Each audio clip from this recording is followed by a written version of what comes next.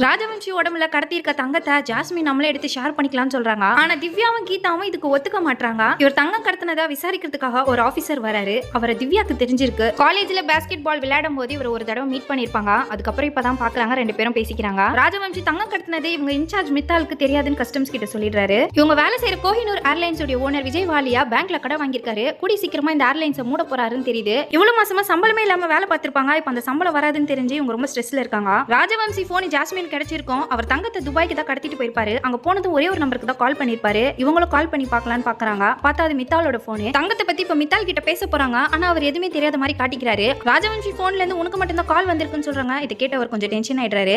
ஆனால் அவர் இந்த டீலிங் ஒத்துக்க மாட்டாரு. இவங்க மிரட்டி இப்போ இந்த தங்க கடத்துற டீலிங்க்கு ஒத்துக்க வைக்கிறாங்க. அவர் கொடுக்குற அட்ரஸ்ல போய் பாக்குறாங்க. நிறைய தங்கத்தை வச்சிருக்காங்க. இப்போ இவங்களுக்கு எடுத்துட்டு போறதுக்காக சில தங்க கட்டிகளை கொடுக்குறாரு. இதை நீங்க எடுத்துட்டு போய் துபாயில கொடுக்கணும். இதுல ரிஸ்க் ஜாஸ்தி. நீங்க மாட்டிக்கிட்டா கூட என்ன மாட்டி விட்டுறாதீங்கன்னு சொல்றாரு. இப்போ இந்த தங்கத்தை எப்படி துபாய்க்கு எடுத்துட்டு போறதுன்னு மூணு பேரும் டிஸ்கஸ் பண்றாங்க. இன்டர்நெட்ல எப்படிலாம் தங்கம் கடத்திருக்காங்கன்னு பாக்குறாங்க. ஆனா இந்த ஐடியாவுமே நமக்கு ஒர்க் அவுட் ஆகாதுன்னு முடிவு பண்றாங்க. இப்போ கீதா ஒரு சாக்லேட் சாப்பிடலான்னு போறாங்க. அப்பதான் இவங்களுக்கு ஒரு ஐடியா கிடைக்குது. பேசாம நம்ம தங்கத்தை சாக்லேட் மாதிரி கடத்தலாம்னு முடிவு பண்றாங்க. இப்போ தங்கத்தை உருக்கி சாக்லேட் ஷேப்கே அதை மாத்தி அது மேல சாக்லேட்டை கோட்டிங் பண்ணி இப்போ அதை பேக் பண்ணிடுறாங்க.